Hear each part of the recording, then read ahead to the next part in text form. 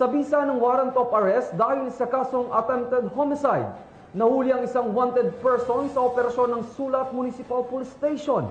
Ang buong detalye ng report ay mula kay Patrolwoman Cristel Palafox. Nahuli ng mga otoridad ang isang lalaking wanted person na may kasong attempted homicide sa Barangay Santo Tomas, Sulat, Eastern Samar. Naresto ang akusado bandang alas 10:30 ng umaga ng mga tauhan ng Sulat Municipal Police Station kasama ang Eastern Samar Provincial Intelligence Unit, 801st Maneuver Company, Regional Mobile Force Battalion 8 at Regional Intelligence Division, Regional Special Operations Unit 8. Sa bisa ng warrant of arrest para sa kasong attempted homicide na may nirekomendang piyansa na 36,000 pesos para sa pansamantalang kalayaan. Dinala ang akusado sa Sulat MPS para sa kaukulang dokumentasyon at tamang disposisyon. Ang operasyon ay naging matagumpay sa pakikipagtulungan ng mamamayan upang mapaigting ang kampanya kontra kriminalidad para mapanagot ang mga taong may sala sa batas at mapanatiling ligtas ang komunidad tungo sa bagong Pilipinas.